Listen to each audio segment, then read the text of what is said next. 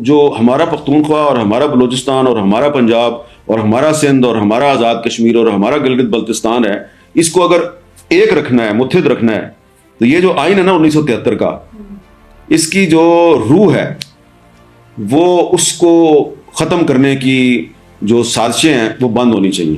یہ میرے سامنے پڑا ہوا ہے، ٹھیک ہے. یہ کیا ہے جناب؟ یہ ہے 27ویں آئینی ترمیم کا مجوزہ تفصیلات جو میڈیا پہ آ گئی ہیں. میں نے خیر آپ کو ماضی سے مستقبل میں لے کے جانا تھا، آپ کافی کا سپ لے لیجئے، لیکن آپ نے چونکہ بات کر دی. 26ویں آئینی ترمیم ہوئی، چیخیں ماری گئیں، ہم نے بھی، سب نے مل کے کہا کیا کر رہے ہو، کیا کر رہے ہو. یہ سیاستدان ہی تھے نا جنہوں نے کر دیا، ٹھیک ہے. اس میں بڑے اہم لوگ ہیں. آپ نے بھٹو صاحب کا نام لیا تو انہی کی ایک قسم کی نسل ہی ہے نا جو آگے آ رہی ہے، یا پھر اس طرح سے اوروں کو دیکھیں. لیکن آج پھر 27ویں آئینی ترمیم ہے. میں حیران رہ گئی ہوں. اس کی پہلی جو مطلب میرے ہاتھ میں ہے، میں نے میڈیا پہ شائع ہوا ہے، NFC ایوارڈ کی آئینی ضمانت ختم کرنی ہے، آرٹیکل 160 اور شیٹ A3. آپ یہ کیا کر رہے ہیں ہمارے ساتھ؟ نہیں، یہ جس نے بھی یہ ڈرافٹ تیار کیا ہے تو اس نے شاید اس کو جو انسٹرکشنز دیے ہیں اس کے مطابق کیا ہے. اس کو یہ پتہ نہیں ہے کہ اگر یہ آئین جو ہے 1973 کا جو آئین ہے، اس پہ اگر کنسنسس ختم ہو گیا تو یہ اس کا بہت نقصان ہے. میرے سے میں کوئی سخت الفاظ نہیں بولنا چاہتا. اس آئین کا جو دشمن ہوتا ہے نا، جو اس آئین کے ساتھ غداری کرتا ہے، اس کا انجام بہت برا ہوتا ہے. آپ دیکھ لیں، جی بالکل، ماضی میں چلے جائیں، بالکل دیکھا. جنرل ضیاء الحق نے یہ آئین توڑا، کیا ہوا اس کے ساتھ؟ جنرل پرویز مشرف نے اس آئین کو ایک دفعہ نہیں 2 دفعہ پامال کیا، کیا ہوا اس کے ساتھ؟ آئندہ بھی ایسا ہی ہوگا. یہ آئین رہے گا، اس آئین کو روندنے والے نہیں رہیں گے. نہیں تو روندنے والوں کو تو دیکھیں نا، یہ بات مجھے اور آپ کو سمجھ آ رہی ہے. کس نے یہ، وہ کہتے ہیں نا کہ یہ گتھی الجھائی ہے، اس کی طرف بعد میں جاتے ہیں.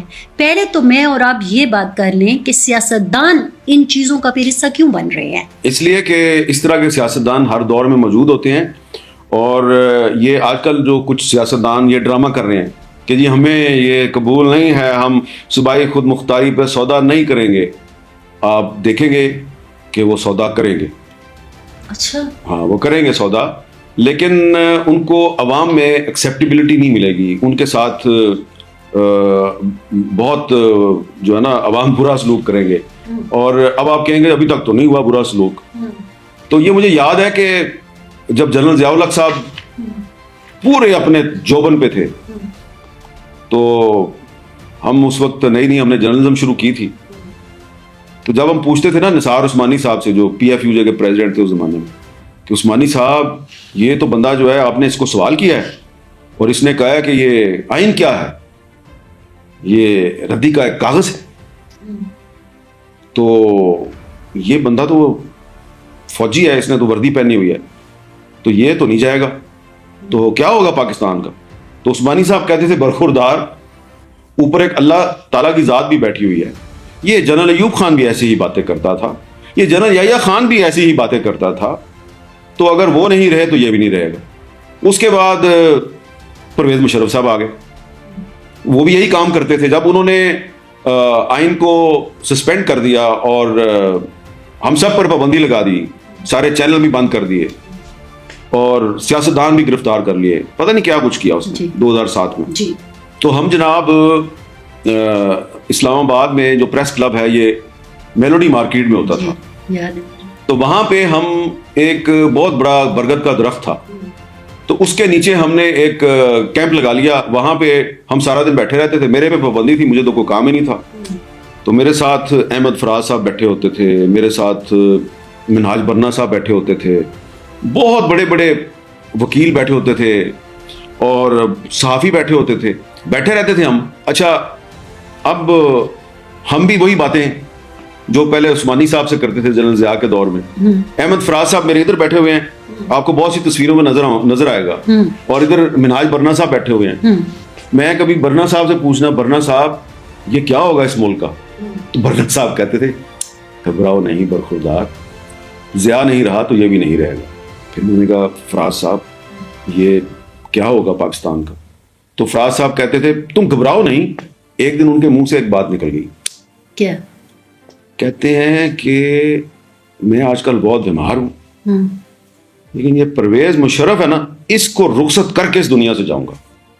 تو میں نے نا گفتگو ہی بند کر دی. میں کہا یہ تو فراز صاحب تو پتہ نہیں کس طرف چل پڑے. وہی ہوا اگست 2008. ادھر پرویز مشرف نے استعفیٰ دیا ہے، اس کے اگلے دن فراز صاحب کا انتقال ہو گیا. تو یہ جو ہے نا میں نے یہ ساری باتیں آپ کو ماضی کی اس لیے بتائی ہیں کہ آج بھی بہت سے لوگ کہتے ہیں میرا تعلق کسی پارٹی سے نہیں ہے. ٹھیک ہے نا، میں ایک صحافی ہوں.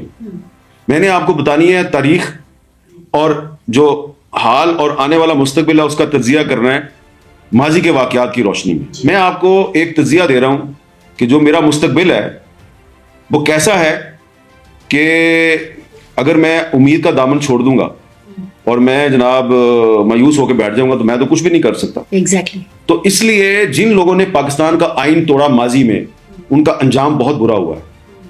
صرف جرنیلوں کا نہیں، ججوں کا بھی. جس جج نے اس آئین کے تحفظ کے حلف کی خلاف ورزی کی اس کا بھی انجام بہت برا ہوا. ایک نام لوں میں؟ لے لیں. قاضی فائز عیسیٰ. جی. بڑا ہیرو تھا نا ہمارا. میری بڑی لڑائیاں ہوئی اس کی وجہ سے. عمران خان وزیر اعظم تھا، مجھے پتا چلا کہ قاضی فائز عیسیٰ کے خلاف ریفرنس آنے والا ہے. میں نے کالم لکھ دیا جنگ اخبار میں. مجھے عمران خان صاحب نے بلا لیا پرائم منسٹر ہاؤس میں. یار یہ تم نے کیا لکھ دیا ہے حامد؟ میں تو کوئی ریفرنس نہیں لے کے آ رہا. میں نے کہا نہیں آپ کچھ کر رہے ہیں. نہیں میرے پاس ٹائم ہی نہیں ہے، میں نے پاکستان کی اکانومی ٹھیک کرنی ہے. جب اس نے اتنے کانفیڈنس سے یہ بات کی تو میں نے کہا یار اس کو تو واقعی نہیں پتا. کس نے بتایا تمہیں؟ میں نے کہا مجھے بتایا نہیں ہے کسی نے مجھے آن بورڈ کرنے کی کوشش کی ہے قاضی فائز عیسیٰ کے خلاف. تو میں نے انکار کر دیا. اس نے کہا کیا آن بورڈ کرنے کی کوشش کی؟ میں نے کہا جی انہوں نے مجھے کہا کہ یہ بڑا غلط آدمی ہے، یہ ٹھیک آدمی نہیں ہے، اس کا باپ بھی بڑا غلط آدمی تھا، تو ہم اس کو فارغ کرنے لگے. تو میں نے ان سے کہا کہ آپ کون ہوتے ہیں فارغ کرنے والے؟ ٹھیک ہے نا. پھر مجھے آپ کی بات یاد آ گئی. تو میں اس کو ریپیٹ نہیں کرتا. تو میں نے ان کو کہا کہ آپ کون ہوتے ہیں فارغ کرنے والے؟ یہ جو ہے پیپلز پارٹی کی گورنمنٹ تھی وہ اس سے ناراض تھی، نون لیگ کی حکومت تھی وہ اس سے ناراض تھی، اب پی ٹی آئی کی گورنمنٹ آ گیا تو وہ بھی اس سے ناراض ہے. اس کا مطلب ہے یہ ٹھیک جج ہے. انہوں نے کہا نہیں یہ ٹھیک جج نہیں. اچھا ٹھیک ہے نا. میں بات نہیں مانا. تو میں نے عمران خان کو سمجھ آ گئی. اچھا اس نے کہا ادھر گئے تھے؟ میں نے کہا ہاں جی ادھر گیا تھا. اچھا بس آپ قاضی فائز عیسیٰ کو بتا دیں کہ میں اس کے خلاف کوئی ریفرنس نہیں لے کے آ رہا. اور میں نے کہا بھائی میری زندگی میں کبھی اس سے ملاقات نہیں ہوئی، میں اس کو جا کے کیا بتا دوں؟ تو تم ایسے ہی میرے ساتھ لڑی جا رہے ہو، تم اس کے ساتھ کبھی ملے بھی نہیں. میں کہا ہاں میں تو ایسی اصول کی بنیاد پہ لڑ رہا ہوں. تو خان صاحب نے کیا لگایا. اچھا. کہتا ہے یار یہ تو بڑا ہی پاگل آدمی ہے، وہ اس کو جانتا ہی نہیں اور کالم بھی لکھ دیا اور میرے ساتھ لڑ بھی رہا ہے. وہ بندہ جب چیف جسٹس بنا تو اس نے تو آئین کی دھجیاں اڑا دی پکڑ کے. اور مجھے اتنی شرم آئی اپنے آپ پہ کہ یار میں اس بندے کی وجہ سے اتنی لڑائیاں کرتا رہا ہوں. تو ابھی آپ دیکھیں کدھر ہے وہ. اگر وہ کسی پبلک پلیس پہ چلا جائے کوئی اس کی عزت کرے گا؟ نہیں کرے گا نا. کرے گا کیا؟ وہ ہو گیا نا، ویڈیوز دیکھ لی سارے لوگوں نے، دیکھ تو لیا. تو اس لیے میں صرف یہ عرض کر رہا ہوں کہ آپ کا اور جو میرا پاکستان ہے، اس پاکستان کی امید جو ہے وہ یہ آئین پاکستان ہے. اور اس آئین کے ساتھ 26ویں ترمیم اور 27ویں ترمیم اور 28ویں ترمیم کے ذریعے آپ جو کچھ کر رہے ہیں اس سے کچھ افراد تو مضبوط ہو جائیں گے. ادارے کمزور ہوں گے. جب ادارے کمزور ہوں گے تو پاکستان کمزور ہوگا. ریکویسٹ یہ ہے کہ برائے کرم ایسا مت کریں ورنہ آپ کا انجام بہت برا ہوگا. ہم نے نہیں کرنا، اللہ نے کرنا ہے. تو 243 اگر ہو جاتا ہے آرٹیکل تو پھر کیا ہوگا؟ ہاں 243 آپ کو پتا ہے کہ ٹی وی چینلز پر اجازت نہیں ہے 243 کے بارے میں کوئی بات کرنا. اب بلاول صاحب آپ نے کیوں کی پھر آپ کو پتا تھا کہ نہیں ہے تو ایسے ہی ہم نے پروگرام میں ایڈیٹنگ کروا دیا. تو اب بلاول صاحب نے جو ٹویٹ کر دی تو اس میں 243 کا ذکر تھا. تو اب اگر میں اس کو ڈسکس نہ کروں تو لوگ کہیں گے یار اس نے 243 کو ڈسکس ہی نہیں کیا. تو اچھا ہوا آپ نے سوال پوچھ لیا. تو میرا جواب یہ ہے کہ جو پاکستان بنانے والے ہمارے بزرگ ہیں ان کی آئیڈیالوجی یہ ہے کہ فوج کو سیاست میں مداخلت نہیں کرنی چاہیے. اور اس کے بعد جو ہمارے آئین بنانے والے بزرگ تھے انہوں نے یہ جو 243 ہے اس کے ساتھ ایک 244 بھی ہے. اچھا. اور 244 جو ہے اس میں ایک حلف ہے. ٹھیک ہے. تو 243 جو ہے اس میں کوئی ایسی تبدیلی نہ کی جائے کہ جس سے مجھے یا کسی اور پاکستانی کو یہ شک پڑے کہ یہ تو 244 کی خلاف ورزی کر رہے ہیں. اس لیے کہ میں جانتا ہوں کہ 243 کیا کہتا ہے آپ کو, سمپل سا ہے نا کہ افواج پاکستان جو ہے وہ ایگزیکٹو کا سبارڈینیٹ ادارہ ہے. اب اس میں اگر تو آپ نے صرف یہ چینج کرنی ہے کہ وہ آرمی چیف کی جگہ پہ فیلڈ مارشل کا لفظ بھی ڈالنا ہے تو ٹھیک ہے, کیونکہ وہ ایک حقیقت ہے کہ اب آرمی چیف جو ہے وہ فیلڈ مارشل بھی ہے. لیکن اگر آپ نے اس کے علاوہ کوئی اس میں ہینکی پینکی کرنی ہے تو تاریخ جو ہے وہ آپ کو معاف نہیں کرے گی. اچھا, ہینکی پینکی کرنے والوں کی خواہشوں کو ایک طرف رکھ لیں, جو کروا رہے ہیں نا. آپ کو 2/3 میجارٹی چاہیے, کہاں سے چاہیے؟ قومی اسمبلی سے چاہیے, قومی اسمبلی سے اور پیپلز پارٹی کے ذریعے چاہیے. تو اب مجھے تو یہاں آ کے میں پریشان ہو جاتی ہوں.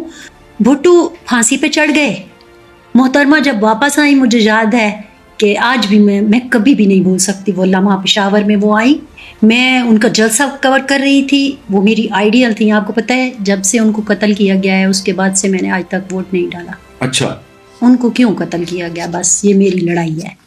ٹھیک ہے, تو جلسے میں میں کھڑی ہوں اور سورسز تو ہوتے ہیں نا. مجھے کہا گیا کہ آپ نے ان کے قریب نہیں جانا. میں نے کہا مجھے ان سے ملنا ہے. آپ نے ان کے قریب نہیں جانا, یہ پشاور میں ہونا تھا.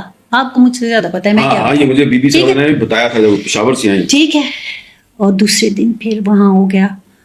تو 2 قربانیاں, اچھا 2 بھائی بھی کر لینا, سب کچھ ہو گیا نا, کیا بچا؟ تو پھر 243 بھی نہ بچا, تو پھر کیا پایا آپ نے؟ تو یہ تو اب پیپلز پارٹی کو سوچنا چاہیے کہ فرزانہ علی جس نے محترمہ بینظیر بھٹو صاحبہ کی شہادت کے بعد آج تک ووٹ نہیں ڈالا, تو یہ آپ صرف اس کو مایوس نہیں کر رہے, آپ ان تمام لوگوں کو مایوس کر رہے ہیں جو آپ کو بار بار بینظیر بھٹو اور ذوالفقار علی بھٹو کے نام پہ ووٹ ڈالتے ہیں. تو آپ کو یہ سوچنا چاہیے کہ پیپلز پارٹی ایسا کیوں کر رہی ہے. سوچا کبھی آپ نے؟ میں حیران ہوں نا, میں تو یہی سوال لے کر آپ کے سامنے بیٹھی ہوں.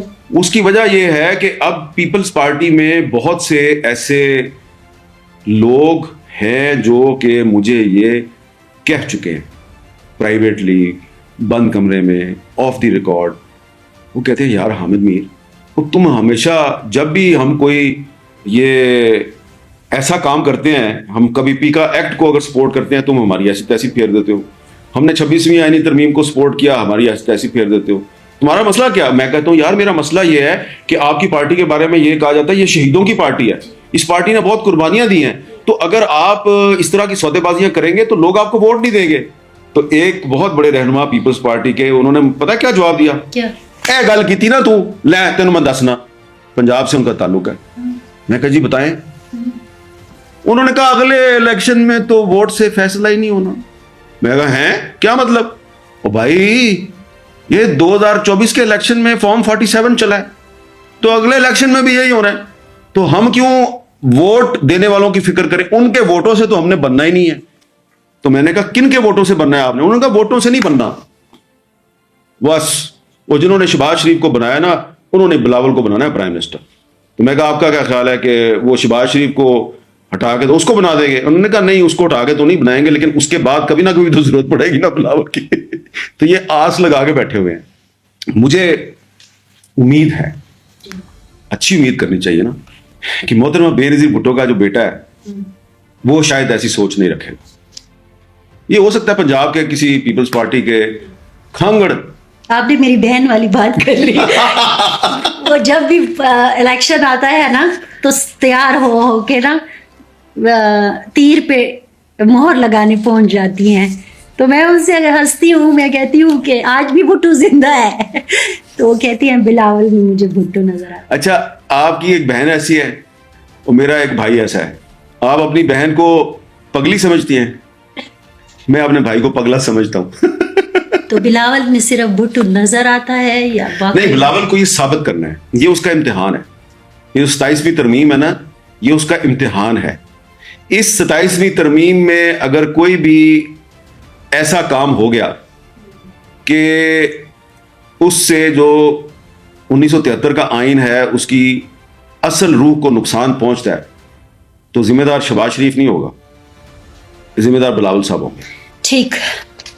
اب چونکہ یہ فرنٹ لائن پاکستان ہے تو ہم نے اپنی بہت ساری بربادیاں جو ہیں یا ملک میں انتہا پسندی کی جو ایک اس وقت آپ لہر دیکھ رہے ہیں جس کا ذمہ دار ہمیں ٹھہرایا جاتا ہے, اور پریس کانفرنسز میں اب تو پختونخوا کے میرے خیال میں 50% آبادی کو سہولت کار بھی قرار دے دیا گیا.